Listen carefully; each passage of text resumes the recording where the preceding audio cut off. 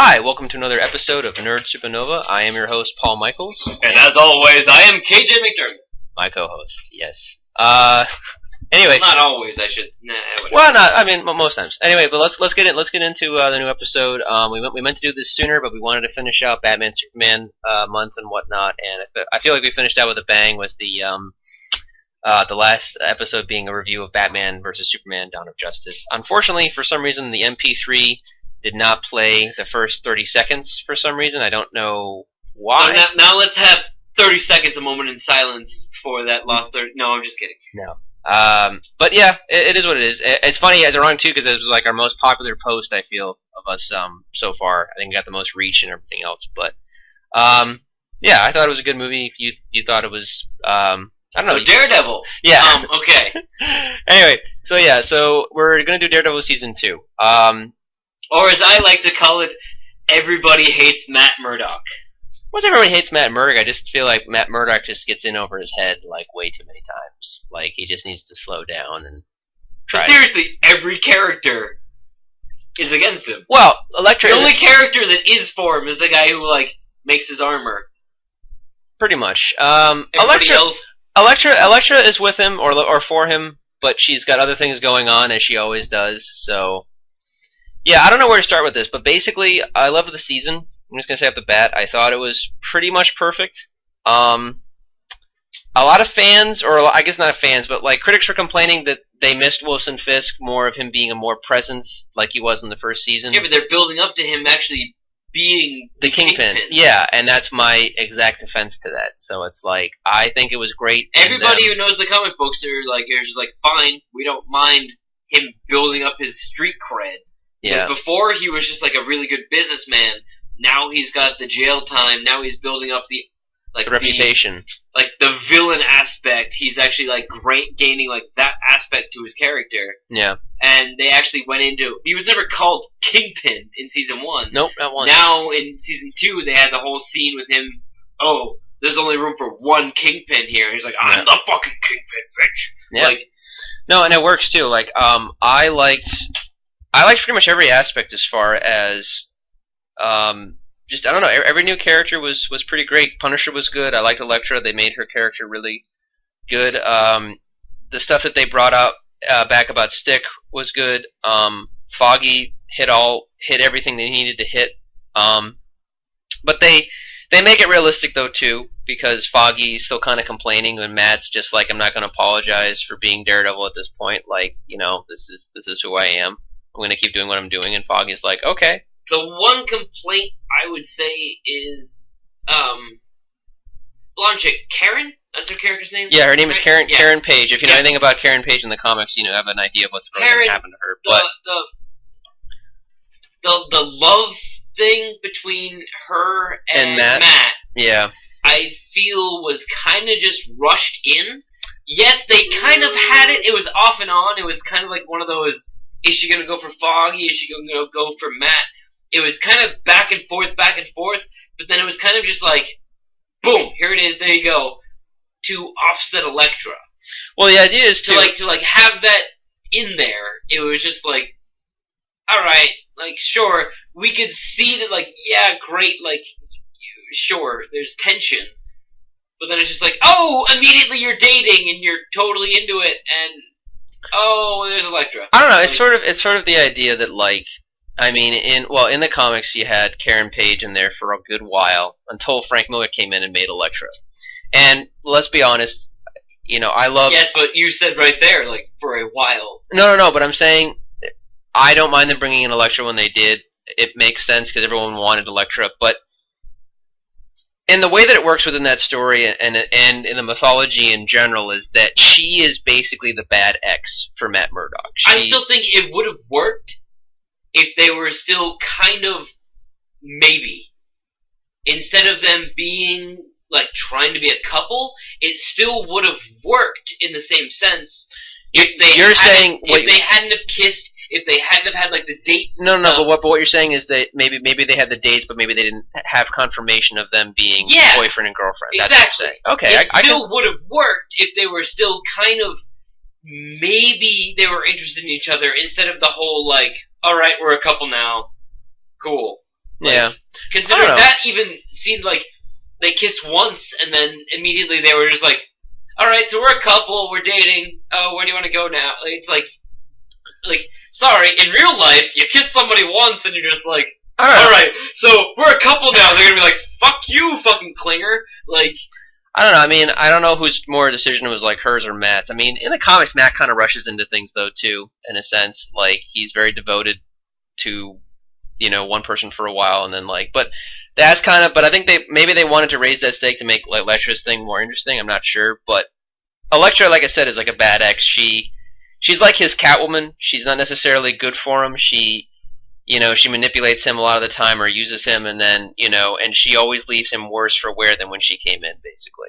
And they kind of get on that. I like the whole flashbacks to, their being a couple when they were younger, and you see the different when she finds out the guy that, murdered his dad.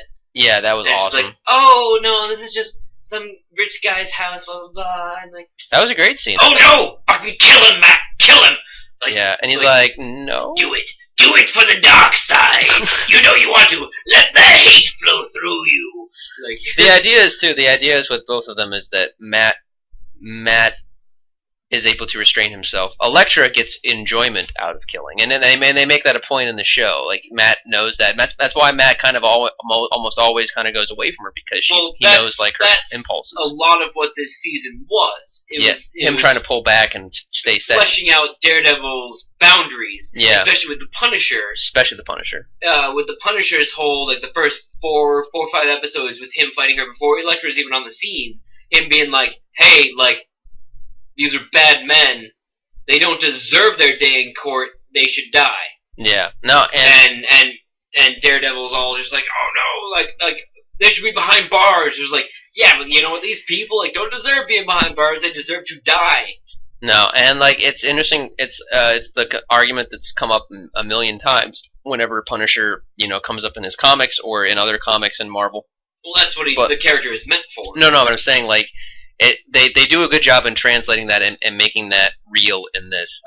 Because honestly, I mean, I like Thomas Jane Punisher, I guess, the best out of all the movie versions that they've done. But they've always had trouble kind of translating Punisher up until now. And then John Berthenol, I feel, really brought heart and soul to the character. He was definitely very committed to this role, and I mean, I think everyone kind of agrees. They found him definitely one of the huge highlights and high points of the whole movie. My thing with Punisher is that the reason the Punisher solo films, and I kind of hope he doesn't get his solo TV show, because I would like to see him evolve more. I would like to see him cameo in a lot of other either movies or in the other series that are already there, because when the Punisher shows up, it changes everything. Well, no, what it does is the main character, he provides the opposite side of the coin for the character. So when the character is kind of doubting their own morality, they see what they could be if they didn't have that moral compass. Yeah. With Daredevil, he always pops up with Daredevil, Spider-Man. These people who are like, oh, you know what? I don't kill people. What happens if I did? And then Punisher just shows up in the storyline being like, no, these people are bad. It was like, yes, we have the same goal in mind, but you do it in ruthless ways. I never want to become that. The thing that's interesting about Berthenol's portrayal is that I feel that they bring actual heart to Frank. It's not just that he's a vigilante. You understand why he is and what he does. They don't even... They provide a lot more emphasis on the family being murdered than the movie. That's really interesting, though, too. Did you notice that throughout the entire series, they show the family, they show pictures of the family, they show... or they give you an idea of what happened and where he was, but they never actually show the murder. They don't need to show it. They do enough in just... you understand enough from the character. You don't even need to... There's no flashback of his family being murdered in an alleyway? But you understand what I'm saying, though, is that they don't need to do it. I mean, granted, that's a whole different explanation with Batman Superman and why Snyder reshowed the death of Wayne's. But no, it's a point, though. They don't need to show the murder. We have enough from them telling us and from what Punisher himself is going through, or Frank Castle is going through. And the thing is, too, is, it goes back to the comics as well, because the reason why Punisher stuck around so long is because he does think, he's kind of like Rorschach, he does think in black and white, you know? And if you go over a certain line, you no longer deserve to live, and that's exactly how he thinks. But every murderer I take off the streets is one less murderer. Basically, yeah. And he doesn't see himself as a murderer. He sees himself as a Punisher, and but that's so great about the character. And you can understand why Karen and a lot of these other people are kind of sympathetic towards him and like want to help him. They want to help him get better as a person, but at the same time, you know, there's a great scene at the very end of the season, well, more or less towards the very end, and like you find out the whole thing about why his family got murdered. They try to make it like a big like side plot, but it actually works out. It doesn't like go anywhere too crazy or anything like that. And then he's taking vengeance on the man responsible for why his family got murdered, basically. And Karen tries to reassure him, tries to tell him like, no, you're still a good person, Frank. You can come back from this. And he's telling her what he's been trying to tell everybody. He's like, no. He's like, Frank Castle is dead. And like he's trying to explain to her like Frank Castle died with his family. Like it's like as the Joker says, there's that one bad day, and that's it. Yeah. And he's gone. And again, even Punisher says to Daredevil, he's like, you're one bad day away from being me. But it's that idea that Frank, the thing that people, and again, I want to make it clear, like the fans are petitioning there to be a Punisher series as of right now. They already left that. See, that's what I thought was silly, because they already left it open for the possibility of him coming back or having his own series already. Yeah. With spoilers. Obviously, you guys know that there's spoilers in this. Whatever. Yeah. Like if you're listening to this and you haven't already watched it, then why are you listening? No offense. But like he ends up taking out that picture, and behind that picture is the CD. The CD, like the it says Micro, who was Micro, which is like his sidekick in the comics. He turns evil, whatever.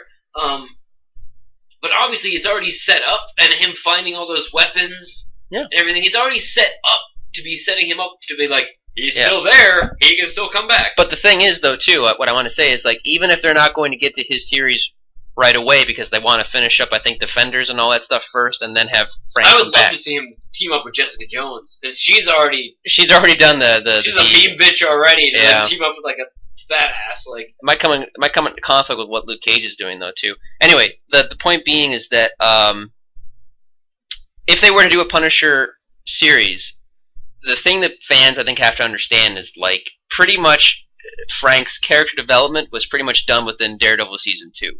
Because when Punisher is written the best, and I'm taking mostly from like the Garth Ennis run, the Punisher as a character, and I'm not talking Frank Castle, I'm talking his persona of the Punisher.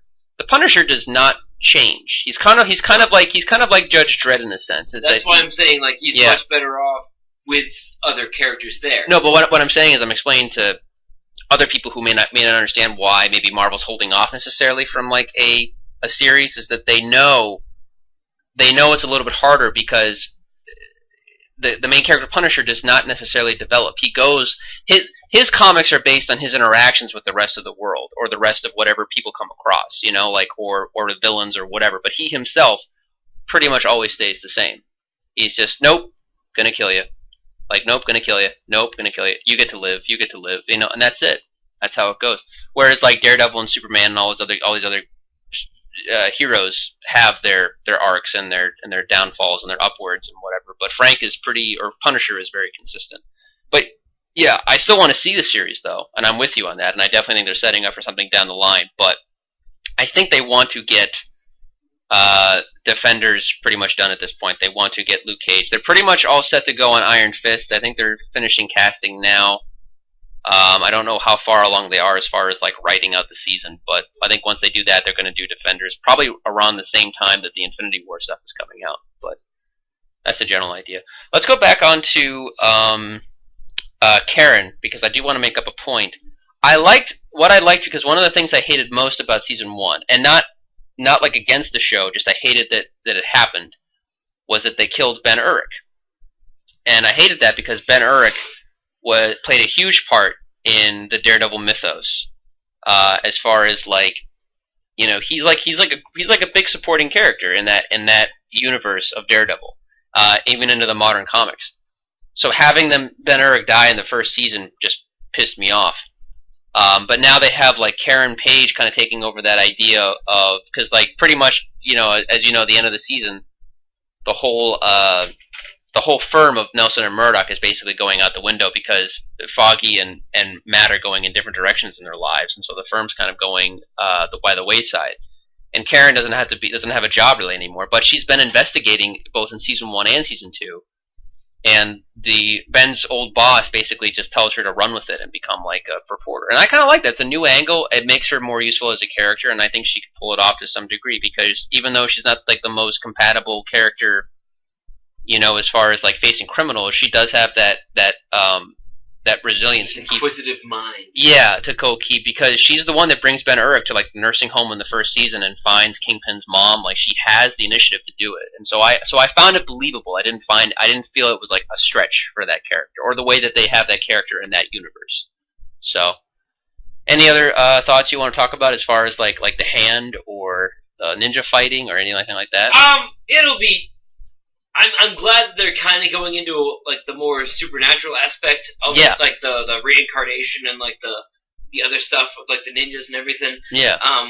I'm glad that Marvel is slowly going into it, especially with other things coming out. Like we got Doctor Strange coming out this fall. Yeah, magic is now kind of making more of a presence in Marvel. Yeah, and it's not just like boom, magic, here you go. It's kind of like slowly bringing you into it to be like, this is kind of acceptable, right? Like, and so like, I'm already laughing because I know that they're just gonna. I mean, I'm excited for the film, but I know Suicide Squad's gonna just show magic in the DC universe and not explain. It's just gonna happen. It's just gonna be like, oh, you're a witch, or you're a witch. You have pyro powers. Right? I feel they're gonna show what Enchantress's origin is. I feel, because they're showing her like before she becomes, like, she's in like a cave, but like Katana has the soul sword, which basically sucks up souls after she kills them. So it's like, I don't know. I'm looking forward to see what they do with that. We'll see what happens. Okay. But anyway, sorry. Back on the Hand. But I love that Nobu came back. I thought that was great. I thought that was interesting, especially when he first sees him. He's like, "You're dead," and he's like, "No, you mean the guy that like you saw burned to death?" And he's like, "Yeah, he's alive." He's like, "What? Like, how is that possible? What? Like, yeah." It's cool though. I like how they did it. Even stuff like where he meets with Madame Gao again. And I liked that scene. Yeah. Especially because she's just sitting there painting, and he's like, "What?" Like a Batman voice, and she's like, "Oh, go tell the guards to wait outside. I'm gonna talk to him," because she knows that he's not there to like beat her up. He's just there to get information. Yeah. No, that's the cool thing though. Is like the thing that they've done best in this series, I feel, is they've really got the tone down very well, and that the atmosphere. Like, it feels like New York, but it feels true. Like, people think of New York now, they think of like, Times Square. After Giuliani, everything kind of got a little bit better. Like it became more commercial. The New York of the 1970s and 1980s kind of got brushed by the wayside. But what the Daredevil TV show straight signifies, or it says what most New Yorkers already know about New York, which is like, you can try to make it as commercial as possible, but the dark corners of New York City. There's still the dark alleyways. Yeah, there's still the dark alleyways, and and Daredevil still would have a purpose in a Marvel New York, basically.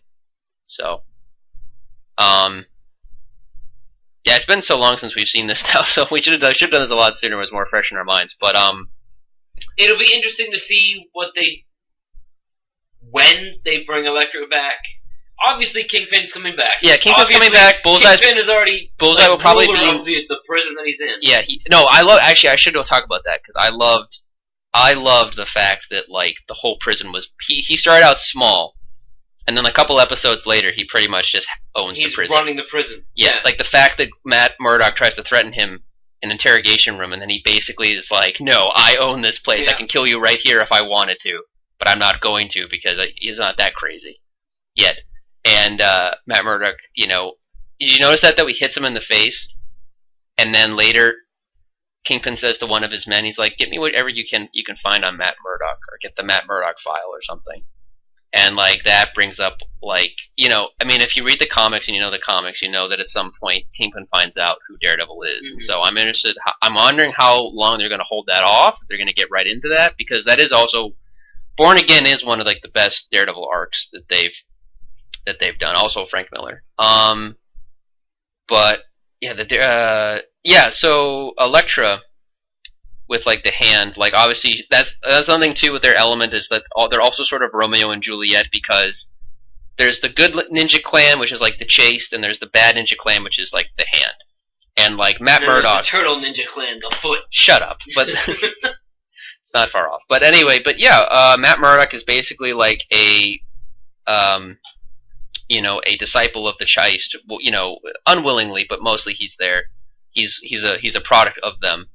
And then there's Elektra, who pretty much is like meant to rule the hand. So it's sort of like this Romeo and Juliet type of thing. And I like that they put on that and made that a thing. And obviously she's going to come back and be like the leader and be probably more evil and less more like Ellie, as they've been calling her in the show. I definitely feel like they changed her origin though, because I don't remember Stick Stick might have trained her. That's possible. I think in the comics, I'm trying to remember because it was a while since I've read it, but I don't think she was adopted like into like a by bureaucrats. Family as a cover. Yeah, no, she was raised by them. She was born of them. She was that's a new angle they're doing. But I think it works within the show. That's like a nitpick. That's like, okay, it's like I wouldn't have done that, but whatever. That works. No, I'm still saying season 3. I'll be interested to see if she comes back in season 3, or if they if they leave her for a later. I feel like they're gonna. Season 3 is gonna be Kingpin. I feel like they're gonna make it in threes again. They're gonna have Kingpin becoming Kingpin. They're gonna have Bullseye, because I bet you $100 like he's gonna hire Bullseye as like a bodyguard or something. That would work. And then Elektra will come like midway through the season and be like the leader of the I can see her coming back in like the last 2 episodes. Possibly. Like after things are starting to wrap up, and then all of a sudden, yeah, it's like the big like end of season cliffhanger. Like, oh shit, you're back? Yes, I'm back. Shit. Like, yeah. Yeah, maybe. I don't know. We'll see how it goes. I'm interested either way. I'm definitely, I'm still very excited. What did you think? Just because we're on the topic and kind of wrapping up here, what did you feel about the 30-second teaser for Luke Cage? It's a teaser. I'm excited for it. No, but it doesn't really show anything. Some people are already making jokes that it's like, yeah, it's Luke Cage, and they immediately play hip-hop music as like the intro. I'm like, I don't mind, because he was meant to be kind of like a blaxploitation type of, like, going off of that trend in the 70s, just like Iron Fist was like an extension of like the Kung Fu phase and stuff, so it's like, it's whatever. But, Anaconda malt liquor. It makes you go, woo! But, what was it though? I like Luke Cage a lot and Jessica Jones, so I'm more than excited to see him. Yeah, I'm excited to see what they do with his show. Hopefully it's good. Hopefully. I assume it's going to be good. I think they're going to, honestly, even if it's just as good as Jessica Jones, that's fine with me too. Like, Jessica Jones wasn't as good as the Daredevil show, but it had enough good in it that I liked it a lot. I don't know who his main villain's going to be. I think it's going to be either some guy named Copperhead. I forget. Black Mamba? Yeah, Black Mamba. I don't know what they're going to do, but I'll be interested to see where it goes and see what they do with it. I don't know. I'm wondering if they're going to show his origin too. If they're going to go into how he became how he was. There's a lot of that they haven't really touched on yet, so we'll see how that goes. But I'm really excited. I'm going to see where this all goes and stuff. You have any closing thoughts though, as far as overall you enjoyed the season, right? I'm excited to see if they do Jessica Jones season 2 or Luke Cage, when the actual character crossovers are going to happen, because they had the lawyer from Jessica Jones meeting with Foggy. That's true, they did, yeah. So they're already, instead of just kind of Easter egg hints, name dropping, they're actually having characters interact more. I'm waiting to see when the actual protagonists will interact, so. Yeah. I'm excited to see when that will happen. They might just be waiting for that for Defenders, or a NTs before Defenders. That's what I assume is going to happen. Because I feel like Defenders will be all about them meeting up and then forming the team. True, but even if they just meet up for like a split second, and then he's just like, "Who the fuck was that?" and then like disappear or like something. Yeah. It would be interesting to see. I'm also wondering too when they're going to bring in, because like with Jessica Jones, she had her run of like Alias and then The Pulse, and like yeah, pretty much at the end of Alias, she got pregnant with Luke Cage's baby, and then had the kid. So I'm wondering if they're going to go into that and like where else that goes and all that other stuff. And then then you obviously have to set up Iron Fist. I'm interested to see what this guy from Game of Thrones is going to do. The guy who got cast. I can't say his name off the top of my head, but he's a cool guy. I'm interested to see what Danny Rand will be like. That'd be pretty cool. All right, I don't know. We're kind of done, I guess. But yeah, if you haven't seen Daredevil season 2, definitely check it out. It's a great season. Pretty much perfect from my perspective. KJ, would you say more or less the same? I wouldn't say perfect. There are some little things that like other nitpicks. people might not like, but I mean, it was very good.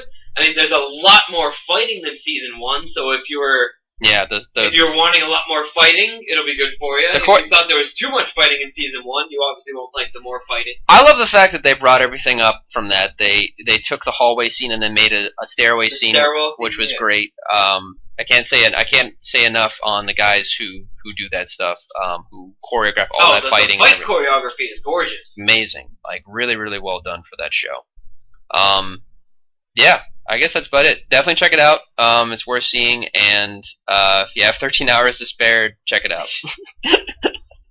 All right, that's it for us today. Bye, everybody.